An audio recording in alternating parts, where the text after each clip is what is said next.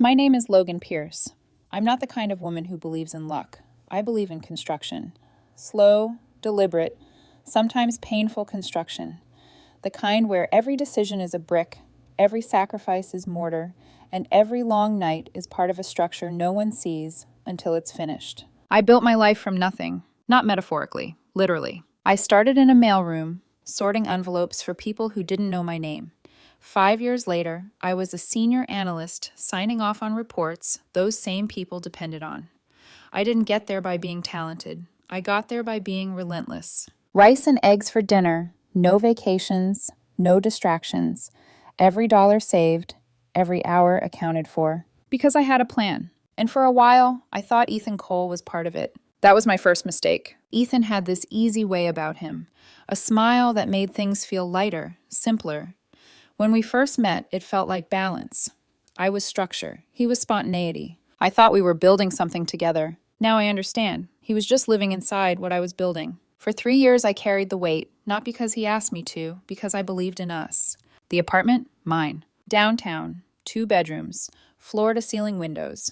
The kind of place people pretend they can afford on social media. The rent, utilities, groceries, car payments, all mine. Ethan worked part-time. Enough to cover his personal expenses barely. The rest, I handled it. I didn't resent it. I saw it as an investment. That was my second mistake. The cracks didn't appear all at once. They never do. They start small. A missed dinner because I was working late, followed by a sigh. A Saturday where I couldn't get out of bed, followed by disappointment in his eyes. "You're always tired, Logan." "I'm building something," I told him once. He laughed, not cruelly, just dismissively. "You're always building? When do you actually live?" I should have paid attention to that, because while I was building a future, Ethan was already living in a version of it that didn't include me. And Sophie? Sophie was the first visible crack. His ex. "Don't make it weird," he said the first time her name came up. "We're just friends." He said it casually, like it was obvious, like I was the one overthinking. I didn't argue. I don't control people, I observe them. At first it was lunch, then longer lunches, then drinks after work, then nights when I'd come home and feel something off. A shift in the air, a trace of perfume that wasn't mine. I didn't confront him. Not yet, because I wasn't guessing. I was collecting data, patterns, timelines, behavior. People reveal themselves if you let them. And Ethan? He was starting to. The late nights I worked became his opportunities. The apartment I paid for became his convenience. And the boundaries I didn't enforce became invitations. Still, I said nothing. Until Wednesday. It was small, almost insignificant. I was putting away laundry. Routine, mechanical, the kind of task you do without thinking, until I reached his side of the closet and saw something that didn't belong. A hoodie, dark gray, soft fabric, definitely not his, definitely not mine. It was pushed behind his shirts, not folded, not placed. Hidden, that was the detail that mattered. I pulled it out slowly. Even before I brought it closer, I already knew. But confirmation matters. I lifted it to my face, and there it was, her perfume. The same one I'd noticed lingering on him after those late drinks. I stood there for a long moment, not angry, not shocked, just still, because everything suddenly made sense. All the missing pieces aligned into a single clean conclusion. This wasn't a misunderstanding. It wasn't even a mistake. It was a pattern, and I had finally reached the end of the data set. I didn't throw the hoodie. I didn't text him. I didn't react, because reactions are emotional, and emotions are messy. I prefer clarity. So I waited. He came home around 8, relaxed, slightly flushed, the kind of energy people carry when they've had a good evening. "Hey," he said like nothing had shifted. I was sitting on the couch, the hoodie folded neatly beside me. "Hey," I replied. My voice was calm, too calm. He noticed. He always noticed tone, never substance. "What's wrong?" he asked. I picked up the hoodie and held it up. "This was in your closet." For a split second, something real crossed his face. Not guilt. Not yet. Panic. Then it was gone. Replaced by something familiar. Annoyance. He rolled his eyes. Actually rolled them. "Oh my God, Logan, are you serious right now?" He walked over, snatched the hoodie from my hand. "It's Sophie's. She got cold the other night. I gave her my jacket. She left this. It's not a big deal." "Not a big deal." I watched him. Carefully. "So what if I hung out with her?" he added, shrugging. "You were working late anyway." There it was. The justification. Clean, casual, entitled. My absence wasn't a sacrifice. It was his permission. Something inside me didn't break. It settled. Heavy. Final. like the last piece of a structure locking into place. I stood up slowly. "You're right," I said. He blinked, thrown off by the lack of argument. "I do work late." I stepped closer, close enough that he couldn't avoid my eyes. "I work late to build a life," I continued, my voice steady, "not to stand here and watch you ruin it." He scoffed. "God, you're being dramatic." I didn't wait for the rest. I turned and walked past him. No raised voice, no accusations. Just movement, direction, decision. Behind me, I could hear him starting to talk louder, defensive, irritated, calling me controlling, insecure. I didn't listen, because the moment I saw that hoodie, the relationship was already over. What he thought was a fight was actually demolition, and I had already started drawing the blueprint for what came next. The next 48 hours were the calmest Ethan had been in weeks. That's the part that still makes my stomach turn when I think about it. Because he wasn't calm because he felt secure in us. He was calm because he assumed I'd fold. That was our pattern. He'd push. I'd swallow it. He'd dismiss. I'd rationalize. He'd take. I'd call it building together. So when I walked away from him on Wednesday night, when I didn't yell, didn't cry, didn't demand answers, he interpreted my silence the way he interpreted everything else I gave him, as permission. Thursday morning, he left for work like nothing had happened, kissed my cheek like it was automatic, grabbed his keys, checked his phone, smiled at something on the screen.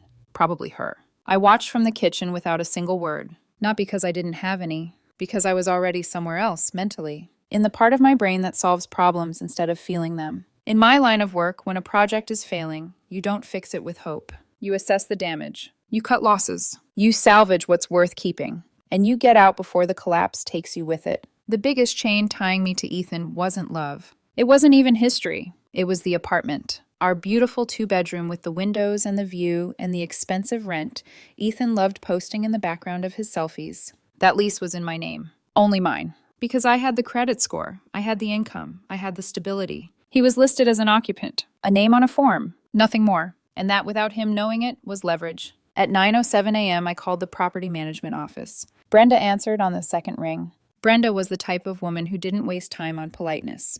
She ran that building like a machine. Efficient, sharp, fair, but not soft. "Logan," she said, already sounding slightly suspicious. "Everything okay with 4B? "Everything's fine," I replied, calm and professional. "But I need to ask about a procedure." There was a pause. I could almost hear her leaning back in her chair. "Go on."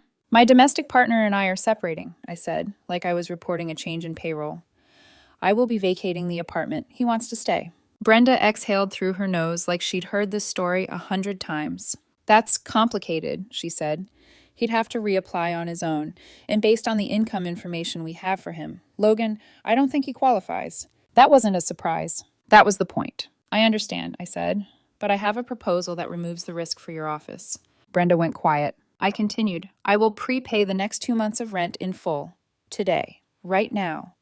All I need is a lease transfer addendum that removes my name and places full legal and financial responsibility on him, effective immediately upon signing." Another pause. Then I heard keys tapping, Brenda looking at my tenant record, my payment history. I'd never missed rent, never been late, never caused trouble. Professional courtesy was about to pay dividends. "You're serious?" Brenda asked, tone sharpening. 2 months prepaid and you're not even staying? "I'm serious," I said. "Think of it as severance. I just need a clean exit." Brenda made a sound like she didn't approve, but she respected it. "All right," she said. "I can draw up an addendum, but he'll have to sign in person. And once it's signed, it's binding." "I understand," I replied. "That's what I want." "Pick it up tomorrow," Brenda said. "I'll have it ready." When I hung up, I didn't feel victory. I felt relief, because now the plan was no longer emotion. It was logistics. While Ethan spent Thursday floating through his day, telling himself I was sulking, telling himself I'd calm down, I was dismantling the life he thought he owned. I opened my laptop and started with the truth. Not the relationship truth. The numbers. I pulled up bank statements and receipts and payment histories. Rent, utilities, groceries, insurance, car payments, streaming subscriptions he swore he'd Venmo later. I created a spreadsheet line by line, month by month. Not to show him, to remind myself. Because memory can soften the edges of betrayal. But a spreadsheet is ruthless. It doesn't care how charming he is. It doesn't care about the nights he held me when I was sick. It doesn't care about the way he laughed and made strangers like him. It shows the imbalance in black and white. 85%. That's what I paid. 85% of our entire life. And the longer I stared at those numbers, the colder my resolve became. That night, Ethan came home late. Not super late, just late enough to make a point. He tossed his jacket over the chair like a teenager, kicked off his shoes, and said, "Hey," in a voice that suggested he expected me to respond like a trained pet. I didn't. I kept stirring the sauce on the stove. He leaned against the counter, watching me. "So, you still mad?" he asked, half smirking. I looked at him, expression neutral. "I'm not mad," I said. He blinked, like I'd spoken a language he didn't understand. "Okay, so what? You're just gonna do the silent treatment thing?" I shrugged. "If that's what you want to call it." He rolled his eyes again. "Whatever, I'm gonna shower." And just like that, he walked away. That's when I started packing. Not dramatically. Not like a breakup scene in a movie where the woman sobs into a box and throws framed photos across the room. No, I packed the way I do everything. Methodically. Efficiently. Quietly. I didn't touch his things. I didn't move his shoes. I didn't rip down his posters. I packed mine. My documents first. Passport, birth certificate, work contracts, the folder I kept like a vault. Then my office, laptop accessories, files, books. Then clothes, in batches. Outfits he'd never notice were gone, because he never paid attention unless it affected him. I bought high-quality boxes, not because it mattered, but because that's who I am. When I commit to something, I do it properly. I stacked the boxes in the spare bedroom. Neat rows, out of sight. By Friday morning, I was already becoming a ghost in my own apartment. Ethan didn't notice. Of course he didn't. He was too busy living in the version of our life he thought was permanent. Friday afternoon, I picked up the addendum from Brenda. 1 page. Simple language. Brutal meaning. It stated that as of the date of signing, Logan Pierce would be released from all financial and legal obligation to apartment 4B, and Ethan Cole would assume full and sole responsibility for the remainder of the lease. I held that paper in my hands and felt something close to calm. Not happiness. Not revenge. Certainty. Now all I needed was his signature. And Ethan, with his careless confidence and his habit of skimming life instead of reading it, was about to give it to me, willingly. My chance came that evening. He was getting ready to go out. Music playing in the bedroom, the smell of cologne, the sound of him humming like he hadn't shattered anything. I walked into the living room holding the document and a pen, my face arranged into tired resignation. "Hey," I said softly. He looked up from his phone. "What?" I lifted the paper slightly. "Leasing office sent over some renewal paperwork. They need it back by Monday. Can you just sign on the bottom? You're listed as the other occupant." He frowned. "Already? Isn't the lease not up yet?" "It's not the full renewal," I lied smoothly. "Just an intent form. Standard. I don't want to deal with it, and I know you don't either." He groaned, exactly like I expected. Boring paperwork was his kryptonite. He walked over, snatched the pen, glanced at the document the way someone glances at terms and conditions, pretending the act of looking is the same as reading. "Where?" he asked. I pointed to the signature line. He scribbled his name without hesitation, without question, without thought. Then he shoved the paper back at me. "There," he said. "Happy?" I stared at the ink for half a second. A signature. A key. A door opening. "Yeah," I said quietly, ecstatic. He didn't catch the tone. He was already turning away, already grabbing his jacket, already checking his phone again. Because he assumed this was just another night, another outing, another escape. He had no idea he'd just signed away his safety net. The moment he left, I walked into my office, scanned the document, and emailed it to Brenda. Subject line, signed addendum, effective immediately. Then I sat in my chair and stared at the sent confirmation. The trap wasn't emotional. It was legal, and it had just closed around him. Outside, the city kept moving like nothing happened. Inside, my new life was already under construction. There's a moment after a decision is made where everything becomes quieter. Not easier. Not lighter. Just quieter. That's what Friday night felt like after I hit send. No rush of adrenaline, no sense of triumph, no second guessing. Just silence. The kind that comes when something is no longer uncertain. Ethan came home late again. I heard the door open sometime after midnight. His footsteps uneven, not drunk, but loose, careless. He didn't check on me. Didn't ask if I was awake. Didn't notice the absence growing inside the apartment. Because absence isn't loud. It's subtle. It's the missing pair of shoes by the door, the half-empty closet, the silence where there used to be presence. And Ethan? He had never been good at noticing what didn't serve him. Saturday morning, he woke up later than usual. I was already up, already dressed, already moving. Not fast, not frantic. Just forward. He shuffled into the kitchen, hair messy, phone in hand, scrolling before his eyes were even fully open. "Coffee?" he he asked, like nothing had changed. No, I said. He glanced at me, frowning slightly, like my answer didn't fit into his expected script. You okay? He asked. It wasn't concern. It was confusion. I met his eyes for a second. I'm good. That was enough for him. He nodded, poured himself coffee, and leaned against the counter. Going out later, he said casually. Meeting some people. Some people. I didn't ask who. I didn't need to. Okay, I replied. He hesitated just for a fraction of a second. Waiting. For what? A reaction? A question? A sign that I still cared enough to challenge him? When it didn't come, he shrugged it off. Cool, he said, like he'd won something. By the time he left the apartment, he had already forgotten about the paper he signed the night before. But I hadn't, because to him, it was paperwork. To me, it was structure. And structures don't collapse loudly. They fail at their weakest point. His weakest point wasn't Sophie. It wasn't even his dishonesty. It was his assumption that I would always be there to absorb the consequences. Saturday afternoon, I got a call from Brenda. It's done, she said without preamble. Everything processed? Yes. Addendum is fully executed. As of now, you're no longer on the lease. I closed my eyes for a brief second. Not out of emotion, out of completion. And him? I asked. He's fully responsible, she confirmed. Legally binding. No reversals unless both parties agree.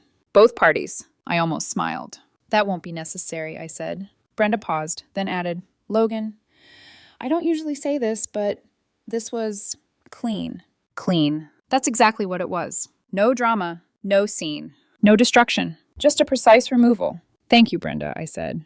When the call ended, I stood in the middle of the apartment and looked around. Really looked. At the furniture, the walls, the small details that used to feel like ours. It didn't feel like mine anymore. It didn't feel like his either. It felt temporary, like a place I had already left, even though my body was still inside it. I walked into the spare bedroom. Rows of boxes greeted me. Organized, contained, ready. This wasn't an escape. It was an extraction. I spent the next few hours finishing what I had started. Not rushing, just completing. Folding the last of my clothes. Sealing the final boxes. Double-checking documents. Every step deliberate. Every movement intentional. Around 5 in the evening, Ethan texted. Ethan, staying out for dinner. Don't wait up. I stared at the message. Simple. Casual. Unaware. I typed back. Me. Okay. That was the last normal exchange we would ever have. Because by the time he walked back into this apartment again, nothing about his life would be normal. Night came quietly. I didn't turn on the TV. Didn't play music. Didn't fill the silence. I sat on the couch for a while, the same spot where I had held that hoodie just days before. It felt like a different lifetime. Not because of time,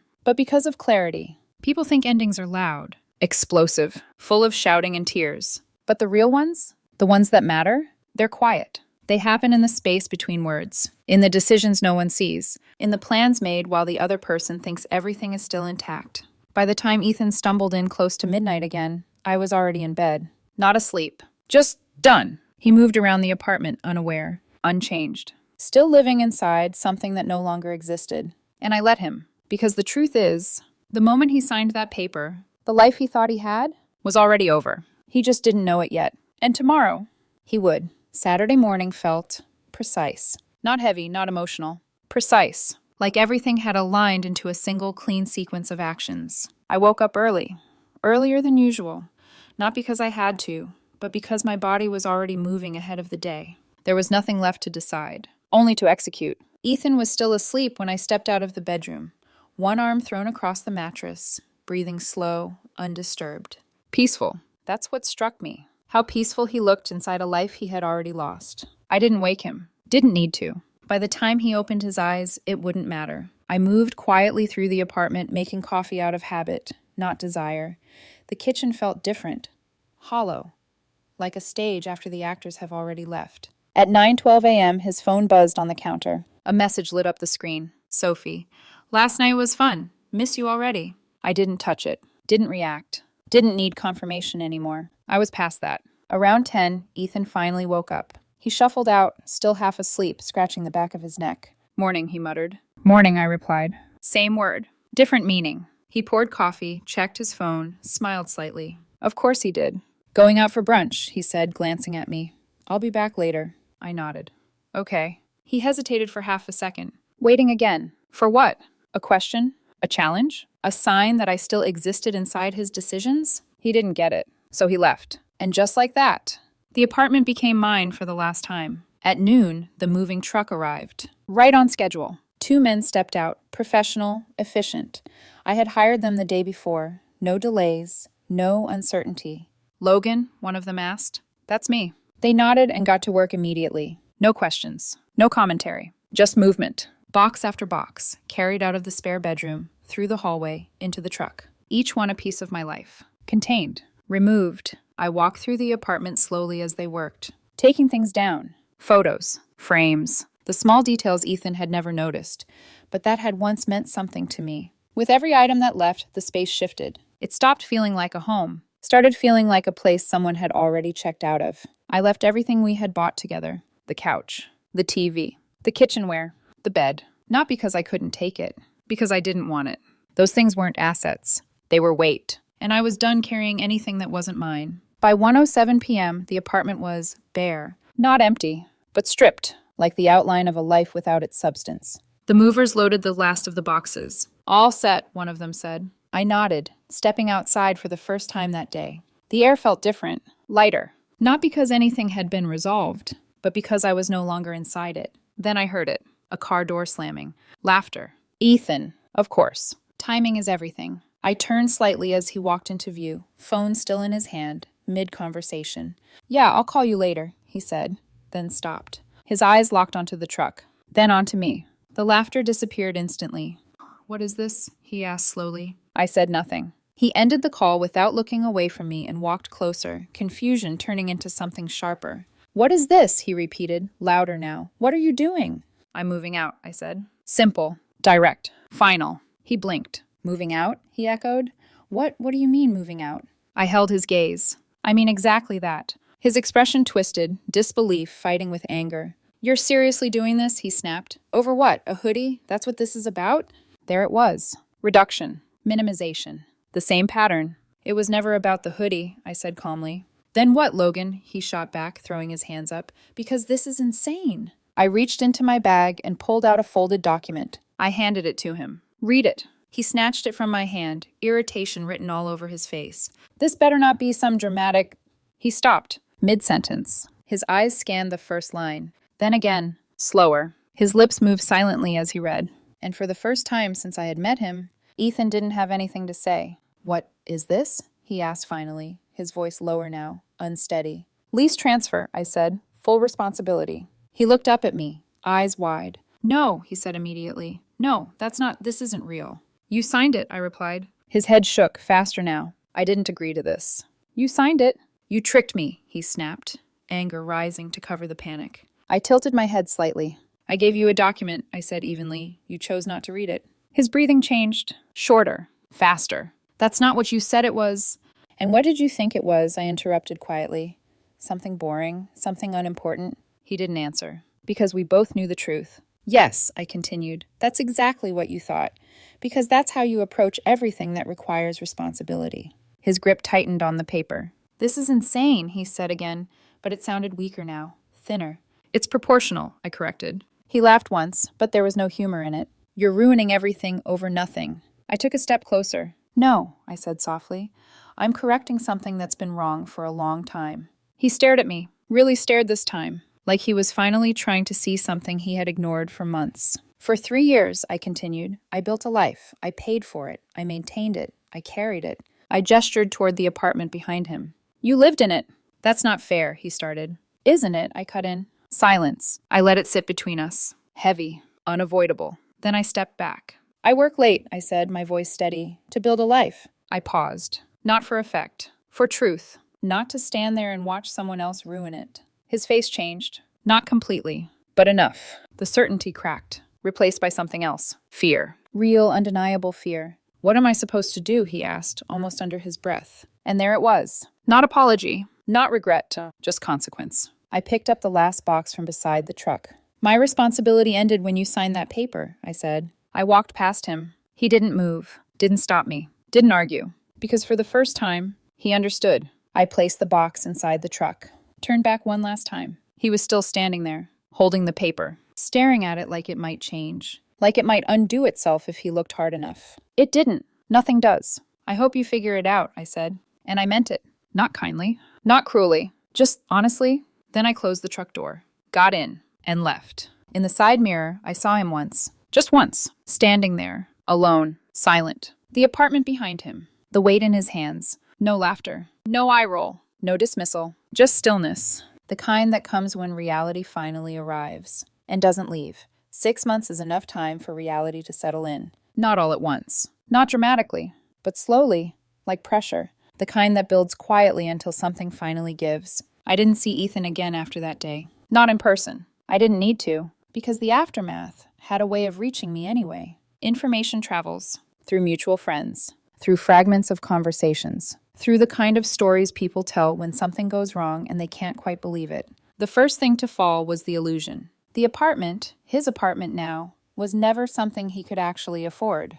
That truth had always been there. I had just been covering it. The 2 months of prepaid rent I left behind gave him a cushion. A buffer. Time to figure things out. Time he thought would somehow fix everything. It didn't, because time doesn't solve problems people refuse to understand. From what I heard, he called the management office within the first week. Tried to explain. Tried to undo it. Tried to charm his way out of something he had signed. Brenda didn't bend. She never does. The lease was binding. Clear. Final. Rent due on the 1st. No exceptions. That's when panic started to replace denial. Ethan didn't have the income. Not even close. His part-time job covered his personal spending. Barely. It had never been designed to carry a life. Because he had never needed it to. He had me. Or he thought he did. He tried to find a roommate. Quickly. Desperately. But desperation has a smell. People sense it. And Ethan, with his inconsistent schedule and his chaotic habits, wasn't exactly an appealing candidate to live with. No one committed. No one stayed. And then he went to Sophie. Of course he did. The one person who had been part of the problem. The one he had prioritized when it was easy. Now he needed her, when it wasn't. I didn't witness that conversation, but I heard enough to understand it. He asked her to move in, to split the rent, to help carry the weight he had never learned to carry. And Sophie? Sophie liked the version of Ethan that didn't come with responsibility.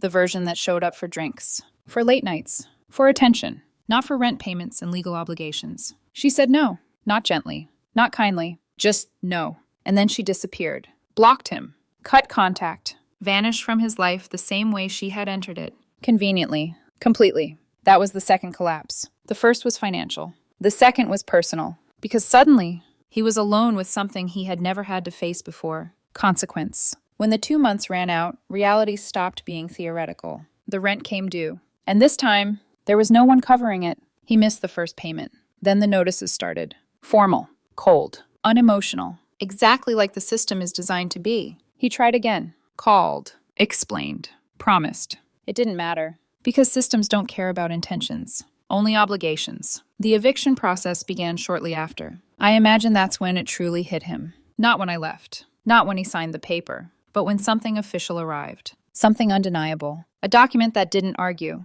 Didn't negotiate. Didn't care how he felt. Just stated a fact. He couldn't stay. He couldn't afford the life he had been living. Because it was never his to begin with. By the end of the 3rd month, he was out. Not on his terms. Not by choice. Forced. The apartment, once his backdrop, his comfort, his assumed reality, was gone. From what I heard, he moved back in with his parents. A full reset. Same room. Same walls. Different version of himself. The furniture we had bought together, sold. Cheaply. Quickly. Or stored somewhere he probably couldn't afford either. The life he had taken for granted unraveled piece by piece. Not because I destroyed it. Because I stopped holding it together. And that's the part people misunderstand. I didn't take anything from him. I gave him exactly what he had always had. Full ownership of his choices. And for the first time, he had to live inside them. As for me, I didn't follow the story closely. I didn't need updates. Didn't ask questions. Because my life had already moved forward. Not dramatically. Not all at once. But steadily. Like everything I build. I moved into a smaller apartment. 1 bedroom. Clean. Affordable. Quiet. No excess. No strain. Just mine. The difference was immediate. Not in space. In weight. There's something powerful about knowing every bill you pay is yours. Every decision you make affects only you. No hidden imbalance. No silent resentment. Just clarity. With the money I wasn't spending anymore, on rent I couldn't comfortably justify, on a lifestyle designed for 2, but carried by 1, I accelerated everything. Savings grew faster. Plans became real sooner. The house I had once imagined as a distant goal started to feel close. Reachable. Not because I worked harder, but because I stopped carrying someone who refused to walk. And that was the real shift. Not revenge, not justice, just correction. Ethan thought losing me was the consequence. It wasn't. Losing the life I built, that was. 6 months later, the silence feels different. Not the heavy kind that follows something broken. Not the hollow kind that echoes. This one is steady, earned. My apartment is smaller. 1 bedroom, clean lines, no excess. Everything inside it has a purpose. Everything inside it is mine. There's no second toothbrush on the sink. No half-finished conversations. No tension sitting in the corners, waiting to be triggered. Just space. And for the first time in a long time, that space doesn't feel empty. It feels controlled, intentional, peaceful. I wake up early now, not because I have to escape anything, but because I want to move forward. Coffee tastes different when it's not shared with someone who doesn't see you. Mornings feel lighter when no one is quietly taking from them. Work hasn't changed. Still long hours, still pressure, still building. But now, every hour I invest actually returns something to me. Not to us. Not to a future someone else might benefit from. Just me. And there's something incredibly clean about that. The savings added up faster than I expected. Without the drag of imbalance, everything accelerated. Within 4 months, I had enough to seriously start looking. By month 5, I had options. By month 6, I had keys. My house isn't massive. It's not the kind of place people post to impress strangers. But it's solid. Foundation first. Always. When I stood in the doorway for the first time, holding those keys, I didn't feel excitement. Not the loud kind. I felt alignment. Like everything had finally locked into place. Every late night. Every sacrifice. Every decision to walk away instead of stay where I wasn't respected. It all led here. I set my box down in the living room and just stood there for a moment. No noise. No distractions. No one else. Just me, inside something I built. Fully. Completely. Alone. And that word, alone, doesn't scare me anymore. Because alone doesn't mean lacking. It means unburdened. I heard about Ethan one more time. Not directly. Through someone who thought I might care. He's not doing great, they said carefully. I didn't ask for details. Didn't need them. Because I already understood the trajectory. When you build your life on someone else's effort, you don't learn how to maintain it. And when that effort disappears, everything goes with it. The apartment, the relationship, the illusion, all of it. Gone. Not because I took it, because he never owned it. That was the difference. I didn't leave him with nothing. I left him with exactly what was his. Responsibility. And responsibility, when you've never carried it before, feels like weight, feels unfair, feels sudden. But it isn't. It's just overdue. People like to frame stories like this as revenge. Like I set out to hurt him, to punish him. I didn't. Revenge is emotional. I wasn't emotional. I was precise. There's a difference. What I did wasn't about making him suffer. It was about stopping myself from being the one who did. I didn't raise my voice. I didn't break anything. I didn't destroy his life. I simply removed myself from the role I had been playing and holding it together. And the moment I did, everything revealed what it actually was. Unstable, unsustainable, unreal. That's not cruelty. That's clarity. Sometimes the most powerful thing you can do is stop compensating for someone else's lack of effort. Stop covering their gaps. Stop carrying their weight. And just step back. Let reality do what it was always going to do. I walk through my house now and notice the details. The way the light hits the floor in the morning. The quiet hum of something stable. Something mine. There's no one here to roll their eyes at my schedule. No one to question why I work late. No one to turn my effort into their opportunity. Just me. Building. Still. Brick by brick. But this time, every single piece holds. Because I'm not building it for someone who doesn't respect the structure. I'm building it for someone who understands exactly what it cost. Me. And that changes everything.